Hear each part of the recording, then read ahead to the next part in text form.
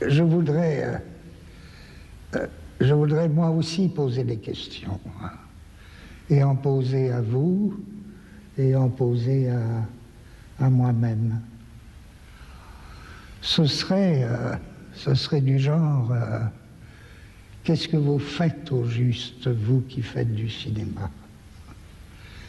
Et moi, qu'est-ce que je fais au juste quand je fais ou quand j'espère faire de la philosophie?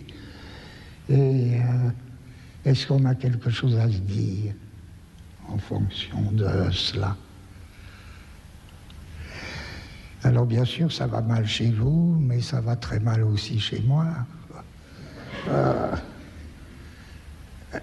Et c'est pas seulement ça qu'on aurait à se dire. Ou bien, je pourrais poser la question autrement. Qu'est-ce que c'est avoir une idée au cinéma? Si l'on fait du cinéma ou si l'on veut faire du cinéma, qu'est-ce que c'est avoir une idée? Lorsqu'on dit, tiens, j'ai une idée. Parce que d'une part, tout le monde sait bien qu'avoir une idée, c'est un événement rare. Ça arrive rarement.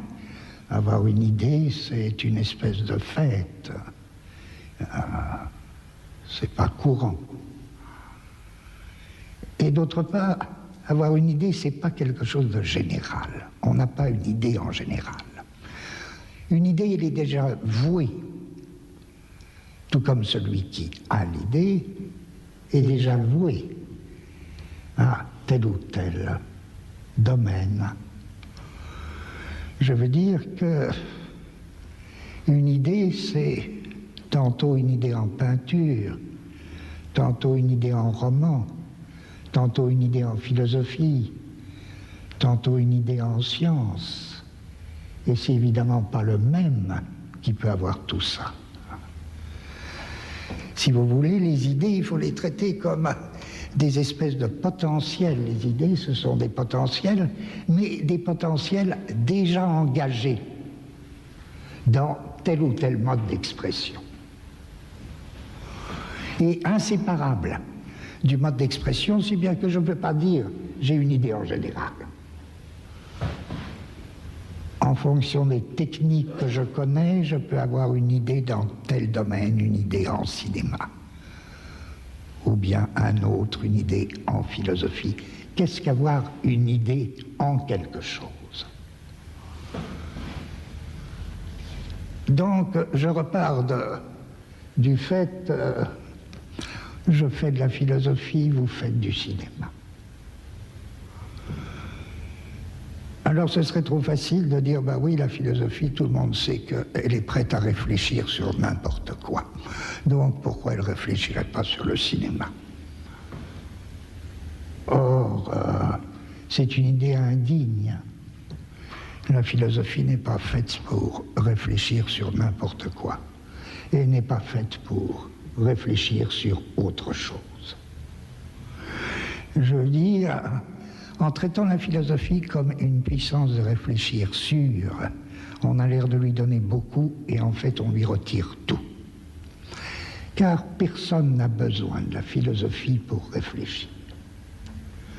Je veux dire, les seuls gens capables effectivement de réfléchir sur le cinéma, ce sont les cinéastes, ou les critiques de cinéma, ou ceux qui aiment le cinéma.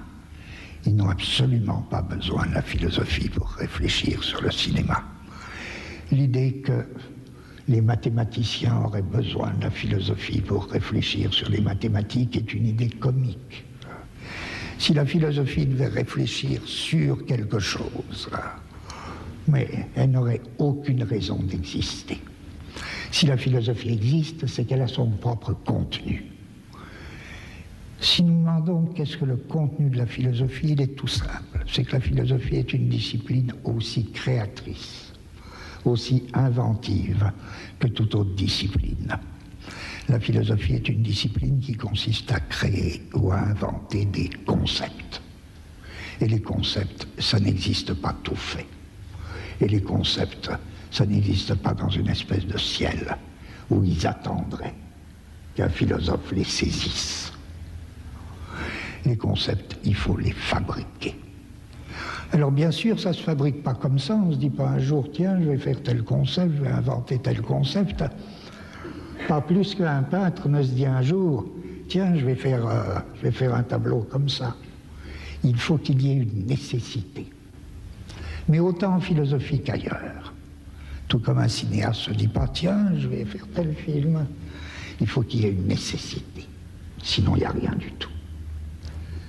Reste que cette nécessité, qui est une chose très complexe, si elle existe, elle fait qu'un philosophe, je sais au moins de quoi il s'occupe.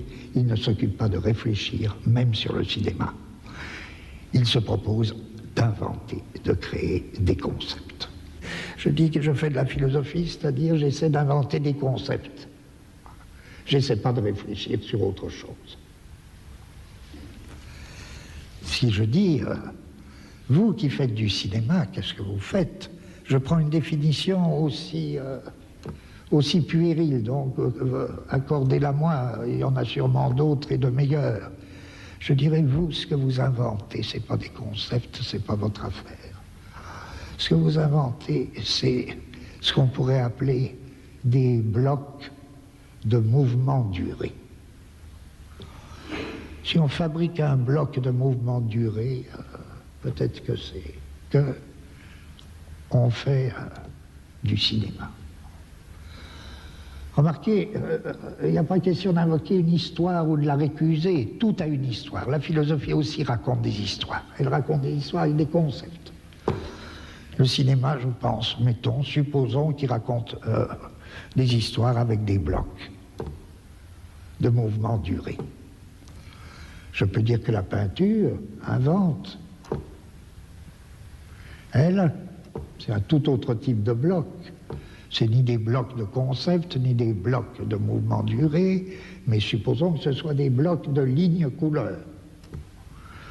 La musique invente un autre type de bloc, très très particulier. Bon. Mais je dis dans tout ça, la science, elle est non moins, vous savez, la science, elle est non moins créatrice. Hein. Je vois pas tellement d'opposition entre les sciences, les arts, tout ça. Si je demande à un savant qu'est-ce qu'il fait, lui aussi il invente. Il découvre pas, hein, un savant. Ou du moins la découverte, ça existe, mais ça fait partie. Mais c'est pas par là qu'on définit une activité scientifique en tant que telle. Un savant, il invente et il crée autant qu'un artiste. Si n'importe qui peut parler à n'importe qui, si un cinéaste peut parler à un homme de science, si un homme de science peut avoir quelque chose à dire à un philosophe et inversement, c'est dans la mesure où, et en fonction de leur activité créatrice à chacun. Non pas qu'il y ait lieu de parler de la création c'est plutôt quelque chose de très solitaire et de... Non pas qu'il y ait lieu de parler de la création, mais c'est au nom de ma création que j'ai quelque chose à dire à quelqu'un. Et si j'alignais alors toutes ces disciplines qui se définissent par leur activité créatrice, si je les alignais, je dirais bien qu'il y a une limite qui leur est commune. Et la limite qui est commune à toutes ces séries d'inventions, invention de fonctions, invention de blocs, durée, mouvement, invention de concepts, etc. La série qui est commune à tout ça, hein, où la limite de tout ça, c'est quoi? C'est l'espace-temps. Si bien que si toutes les disciplines communiquent, ensemble, c'est au niveau de ce qui ne se dégage jamais pour soi-même, mais qui est comme engagé dans toute discipline créatrice, à savoir la constitution des espaces-temps. Bresson, bon, c'est très connu, hein. Il y a rarement des espaces entiers chez Bresson. C'est des espaces qu'on peut appeler déconnectés. C'est-à-dire, il y a un coin, par exemple, le coin d'une cellule. Et puis, on verra un autre coin, ou bien un endroit de la paroi, etc. Tout se passe comme si l'espace bressonien, à certains égards, se présentait comme une série de petits morceaux dont la connexion n'est pas prédéterminée.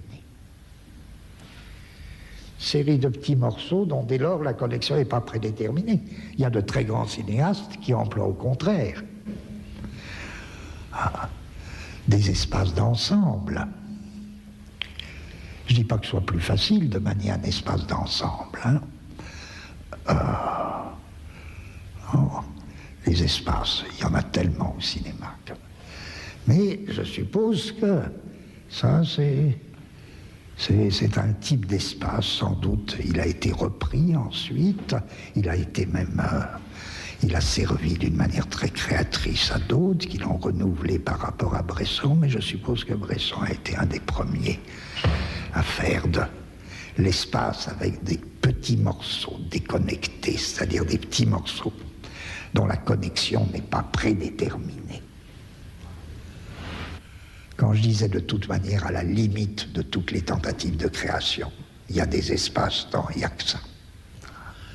Enfin oui, c'est là que les blocs de durée mouvement de Bresson vont tendre vers ce type d'espace, entre autres. La réponse, elle est donnée.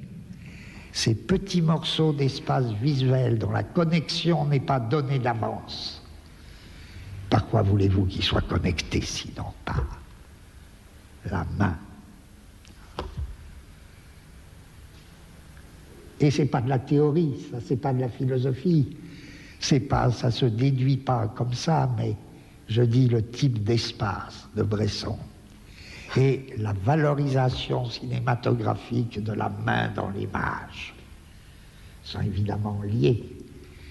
Je veux dire le raccordement des petits bouts d'espace bressonien, du fait même que ce sont des bouts, des morceaux déconnectés d'espace, ne peut être qu'un raccordement manuel. D'où l'exhaustion de la main dans tout le cinéma de Bresson.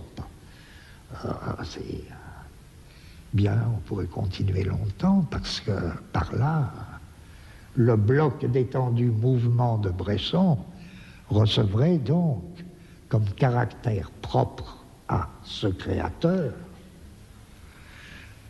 le caractère de cet espace, un caractère très particulier, le rôle de la main qui en sort tout droit. Il n'y a plus que la main qui puisse effectivement opérer des connexions d'une partie à l'autre de l'espace.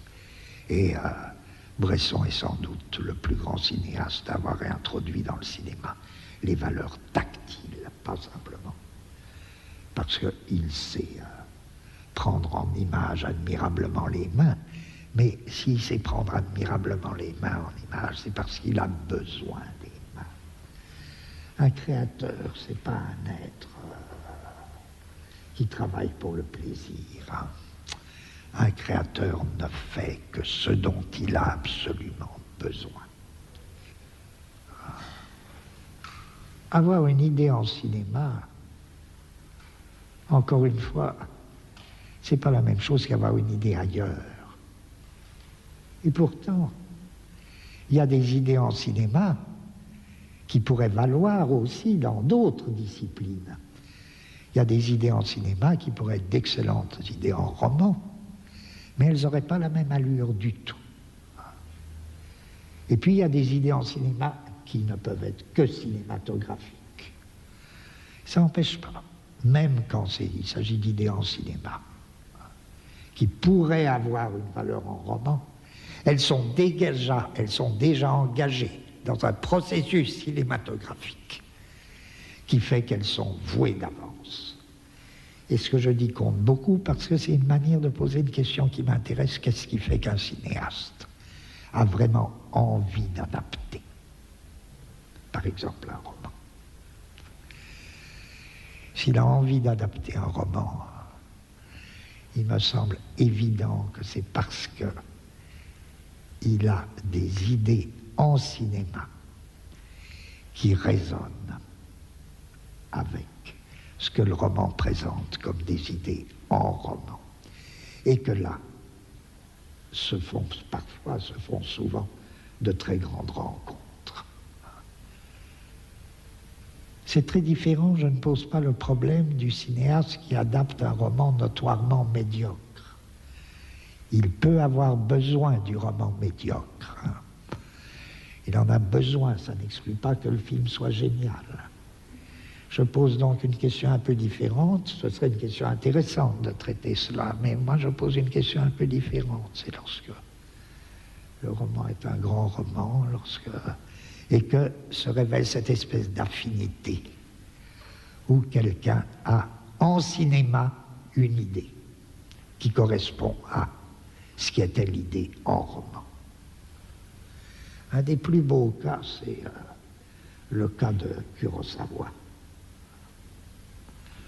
Pourquoi est-ce que Kurosawa se trouve dans une espèce de familiarité avec Shakespeare et avec Dostoïevski? Pourquoi faut-il un Japonais pour être aussi en familiarité avec Shakespeare et Dostoïevski? Je vais vous dire, parce que il me semble, c'est une réponse parmi mille autres possibles, et elle touche aussi un peu la philosophie, je crois, que chez les personnages de Dostoïevski, ça peut être un petit détail. Dans les personnages de Dostoïevski, il se passe une chose assez curieuse, très souvent. Généralement, ils sont très agités. Un personnage s'en va, descend dans la rue, tout ça, comme ça, et dit une telle, la femme que j'aime, Tania, Tania m'appelle au secours, j'y vais, je cours. Je cours, oui, Tania va mourir si je n'y vais pas. Et il descend son escalier et il rencontre un ami, ou bien il voit un chien écrasé. Et il l'oublie complètement. Il oublie complètement que Tania l'attend en train de mourir. Il se met à parler comme ça, et il croise un autre camarade, il va prendre le thé chez le camarade, et puis tout d'un coup il dit Tania m'attend, il faut que j'y aille. Et qu'est-ce que ça veut dire? C'est voilà. Chez Dostoïevski, les personnages sont perpétuellement pris dans des urgences. Et en même temps qu'ils sont pris dans des urgences, qui sont des questions de vie ou de mort, ils savent qu'il y a une question encore plus urgente. Et ils ne savent pas laquelle. Et c'est ça qui les arrête.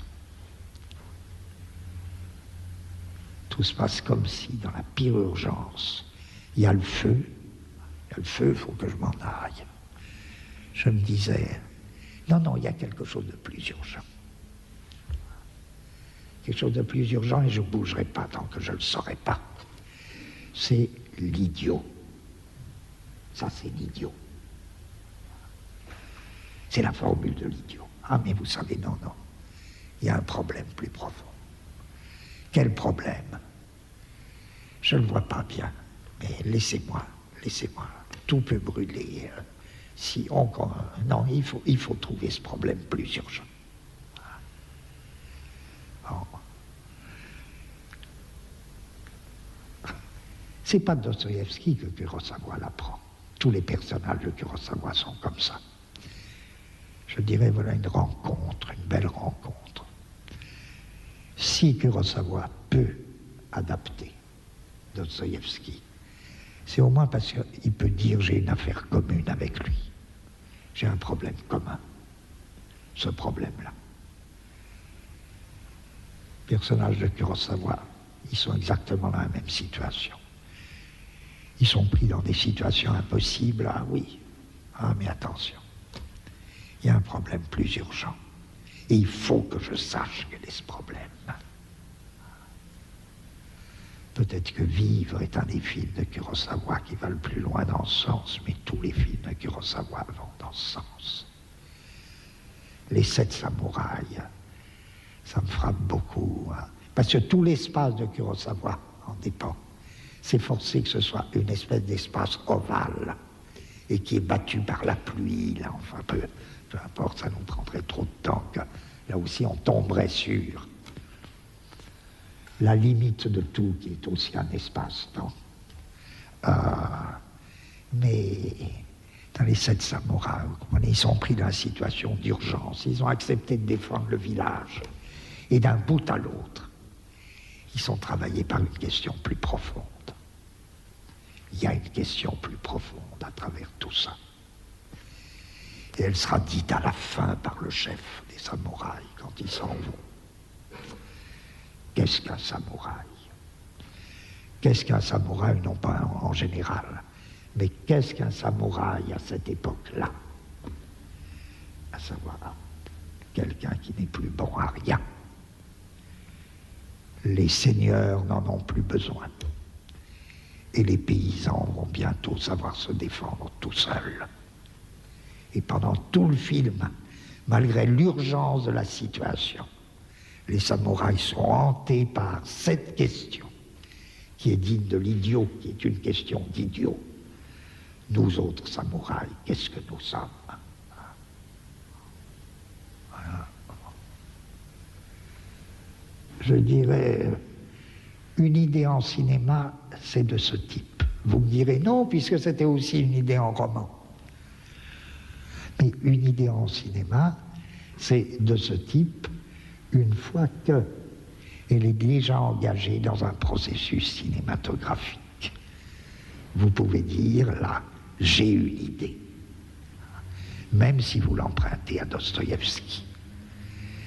Je dirais de même, je cite très vite, je crois qu'une idée, c'est très simple. Encore une fois, ce n'est pas un concept, ce n'est pas de la philosophie. Un concept, c'est autre chose. De toute idée, on peut peut-être tirer un concept, mais je pense à Minelli. Minelli, là, il me semble une idée extraordinaire sur le rêve. Elle est très simple, on peut la dire, et elle est engagée dans tout un processus cinématographique qui est l'œuvre de Minelli. Et la grande idée de Minelli sur le rêve, il me semble, c'est que le rêve concerne avant tout ceux qui ne rêvent pas. Le rêve de ceux qui rêvent concerne ceux qui ne rêvent pas.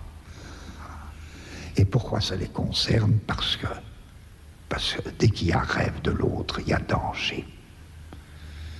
À savoir que le rêve des gens est toujours un rêve dévorant qui risque de nous engloutir.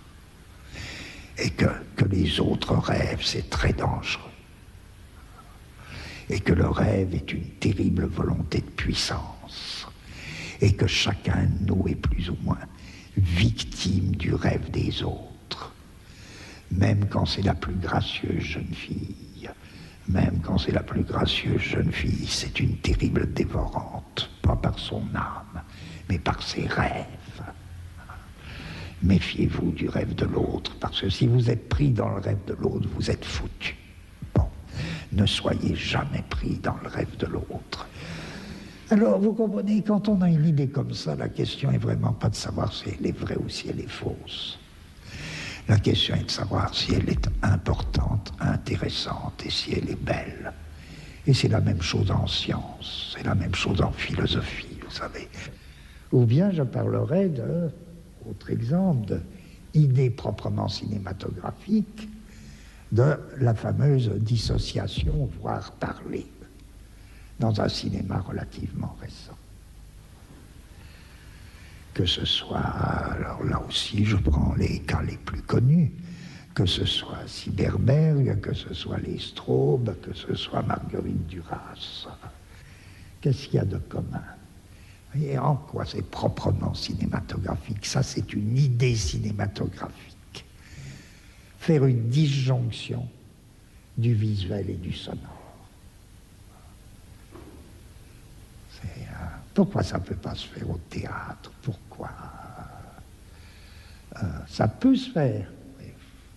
Ce sera de l'appli. Alors là, si ça se fait au théâtre, sauf exception, à moins que le théâtre trouve des moyens de le faire, on pourra dire que le théâtre, là, applique du cinéma. Ce qui est pas mal forcément, mais c'est une idée tellement cinématographique, assurer la disjonction du voir et du sonore et du parler, du visuel et du sonore, que ça répondrait à l'idée, qu'est-ce que, par exemple, avoir une idée cinématographique? Et tout le monde ne sais en quoi ça consiste, je le dis à ma manière. Une voix parle de quelque chose. En même temps, donc, on parle de quelque chose. En même temps, on nous fait voir autre chose. Et enfin, ce dont on nous parle est sous ce qu'on nous fait voir. C'est très important, ça, ce troisième point. Vous sentez bien que c'est là que le théâtre ne pourrait pas suivre. Le théâtre pourrait assurer les deux premières propositions. On nous parle de quelque chose et on nous fait voir autre chose. Mais que ce dont on nous parle en même temps se mette sous ce qu'on nous fait voir, et c'est nécessaire, sinon les deux premières opérations, elles n'auraient aucun sens. Elles n'auraient guère d'intérêt.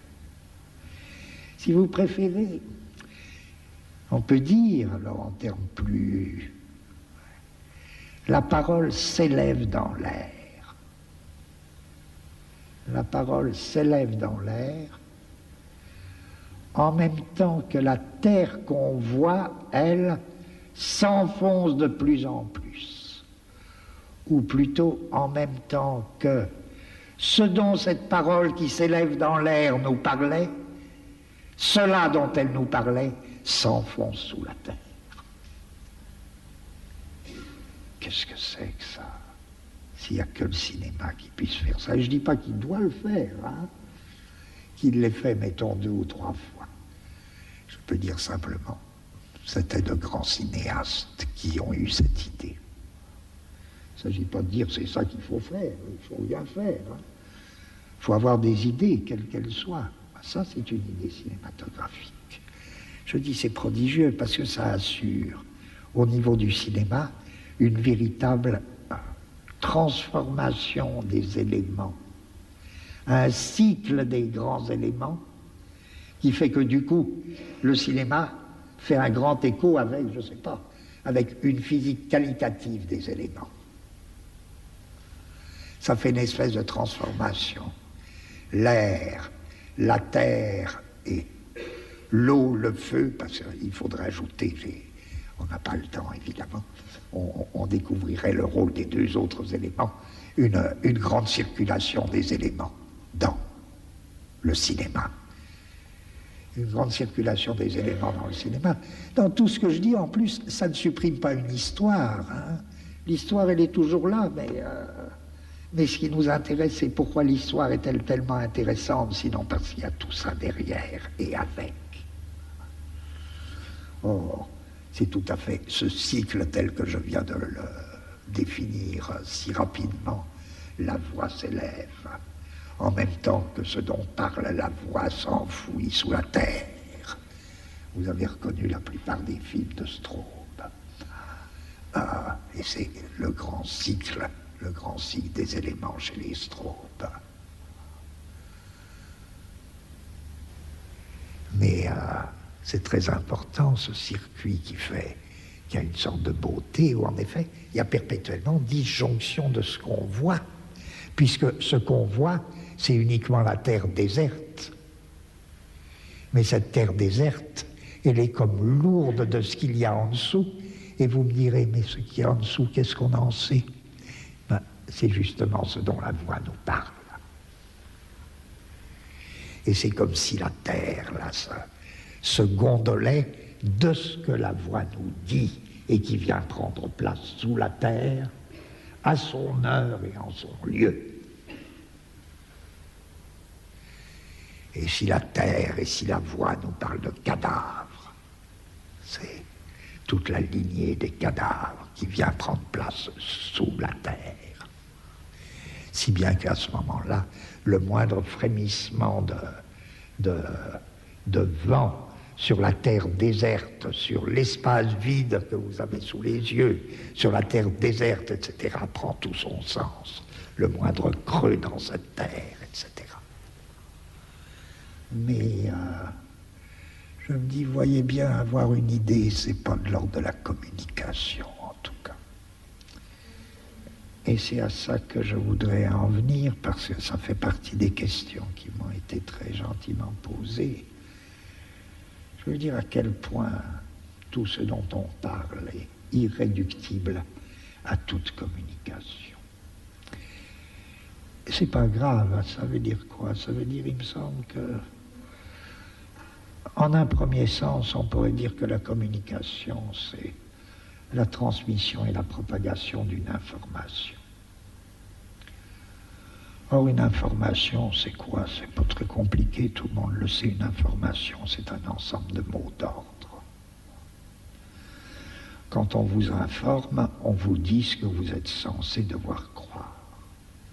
En d'autres termes, informer, c'est faire circuler un mot d'ordre.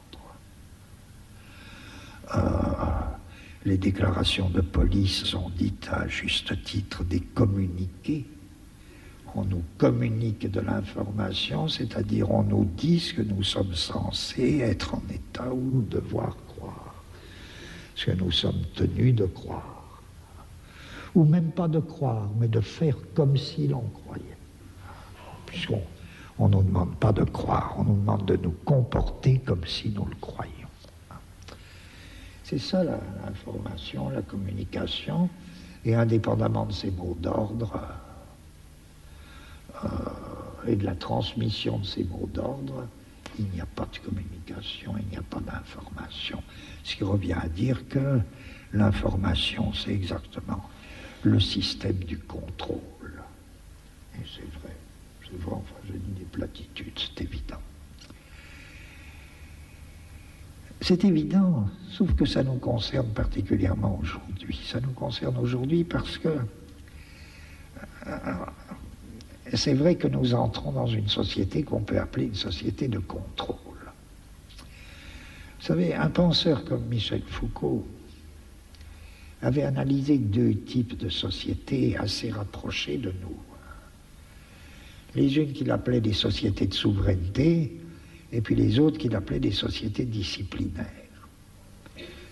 Et ce qu'il appelait les sociétés disciplinaires, qu'il faisait partir nettement, parce qu'il y a toutes les transitions que vous voulez, avec Napoléon, qui était le passage typique d'une société de souveraineté à une société disciplinaire. La société disciplinaire, elle se définissait, c'est célèbre, les analyses de Foucault sont restées à juste titre célèbres, elle se définissait par la constitution de milieux d'enfermement. Prison, école, atelier, hôpital. Et les sociétés disciplinaires avaient besoin de cela. Ça a un peu engendré des ambiguïtés chez certains lecteurs de Foucault parce qu'on a cru que c'était la dernière pensée de Foucault. Évidemment, non. Foucault n'a jamais cru, et même il a dit très clairement que ces sociétés disciplinaires, elles n'étaient pas éternelles. Et bien plus, il pensait évidemment que nous entrions, nous, dans un type de société nouveau. Bien sûr, il y a toutes sortes de restes de sociétés disciplinaires, et pour des années, mais nous savons déjà que nous sommes dans des sociétés d'un autre type, qu'il faudrait appeler ces Burroughs qui prononçaient le mot, et Foucault avait une très vive admiration pour Burroughs. Burroughs proposait un nom très simple de contrôle. Nous entrons dans des sociétés de contrôle qui se définissent très différemment des disciplines. Nous n'avons plus besoin, ou plutôt, ceux qui veillent à notre bien n'ont plus besoin ou n'auront plus besoin de milieux d'enfermement. Vous me direz, c'est pas évident actuellement, avec tout ce qui se passe actuellement, mais c'est pas du tout la question. Il s'agit de, c'est peut-être pour dans 50 ans, mais actuellement déjà tout ça, les prisons, les écoles, les hôpitaux sont des lieux de discussion permanents. Est-ce qu'il ne vaut pas mieux répandre les soins à domicile? Oui, c'est sans doute l'avenir. Les ateliers, les usines, ça craque par tous les bouts. Est-ce qu'il ne vaut pas mieux les régimes de sous-traitance et même le travail à domicile? Bon, les prisons, c'est une question. Qu'est-ce qu'il faut faire? Qu'est-ce qu'on peut trouver? Est-ce qu'il n'y a pas d'autre moyen de punir les gens que la prison? C'est des vieux problèmes qui renaissent. Parce que les sociétés de contrôle ne passeront évidemment plus par des milieux d'enfermement. Même l'école. Même l'école, il faut bien surveiller actuellement les thèmes qui naissent.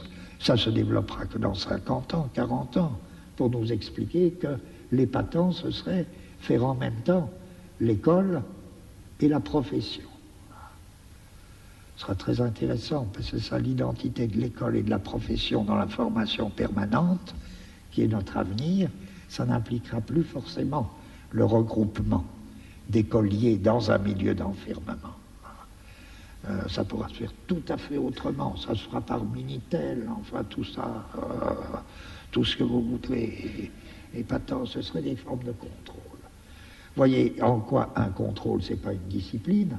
Je dirais par exemple d'un autoroute que là vous enfermez pas les gens, mais en faisant des autoroutes, vous multipliez des moyens de contrôle. Je ne dis pas que ce soit ça le but unique de l'autoroute, mais des gens peuvent tourner à l'infini et sans être du tout enfermés, tout en étant parfaitement contrôlés.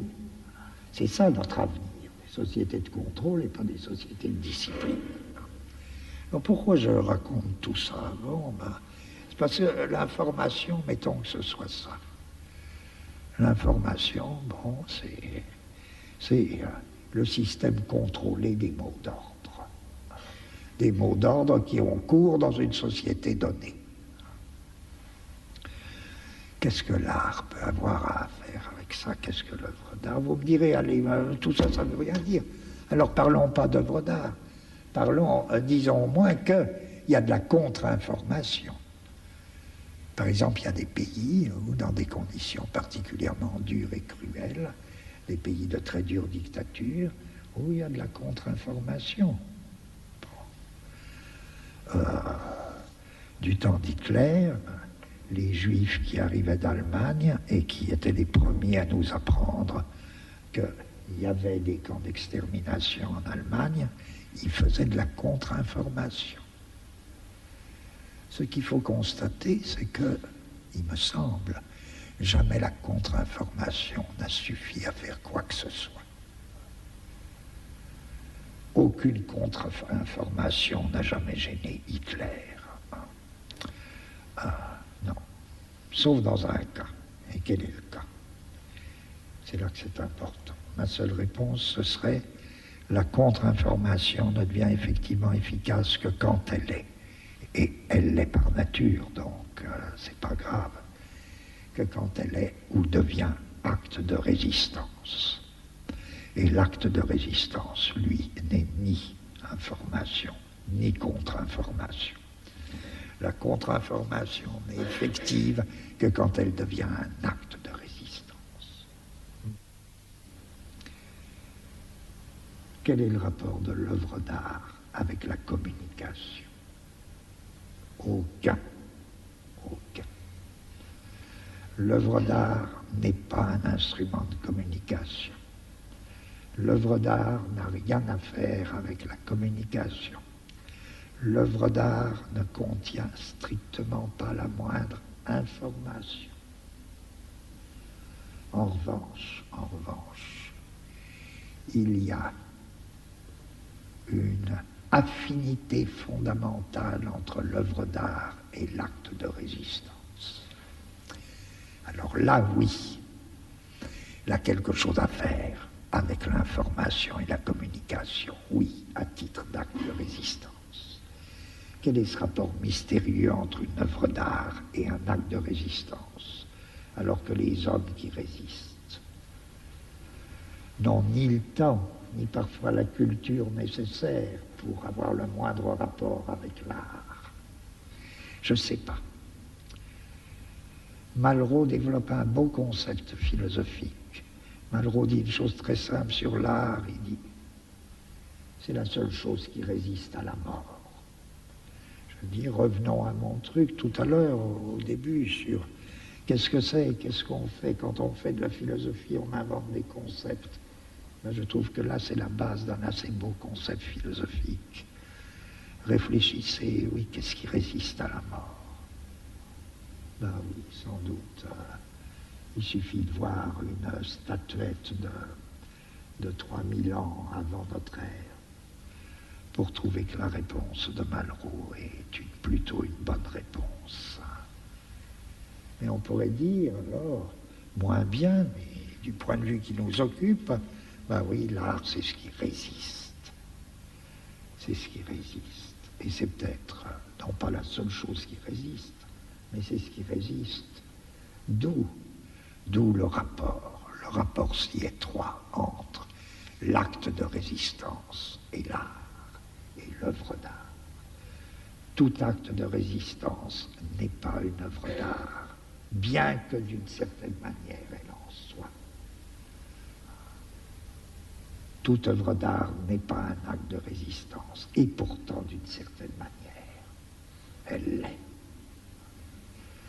Quelle manière mystérieuse, là, il nous faudrait peut-être, je ne sais pas, il nous faudrait une autre réflexion, une longue réflexion pour... Ce que je veux dire, c'est, si vous me permettez de revenir à qu'est-ce qu'avoir une idée en cinéma ou qu'est-ce qu'avoir une idée cinématographique. Lorsque je vous disais, prenez le cas, par exemple, entre autres, des strobes, lorsqu'ils opèrent cette disjonction voix sonore, dans des conditions telles que, marquez l'idée, d'autres grands auteurs l'ont prise d'une autre manière. Je crois que chez les strobes, ils la prennent de la manière suivante. Cette disjonction, encore une fois, la voix s'élève, elle s'élève, elle s'élève. Elle s'élève et encore une fois, ce dont elle nous parle passe sous la terre nue, sous la terre déserte que l'image visuelle était en train de nous montrer, image visuelle qui n'avait aucun rapport avec l'image sonore, ou qui n'avait aucun rapport direct avec l'image sonore. Or, quel est cet acte de parole qui s'élève dans l'air pendant que son objet passe sous la terre? Résistance. Acte de résistance. Et dans toute l'œuvre des strobes, l'acte de parole est un acte de résistance.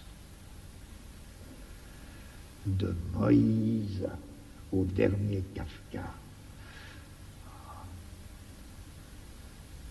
en passant par, je ne cite pas dans l'ordre, je ne sais pas l'ordre, un non réconcilié jusqu'à Bach.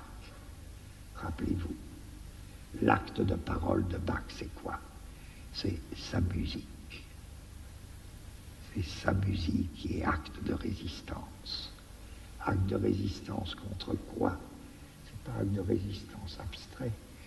C'est acte de résistance contre et de lutte active contre la répartition du profane et du sacré. Et cet acte de résistance dans la musique culmine dans un cri, tout comme il y a un cri dans Wojciech. Il y a un cri de Bach. Dehors, dehors. Allez-vous-en, je ne veux pas vous voir.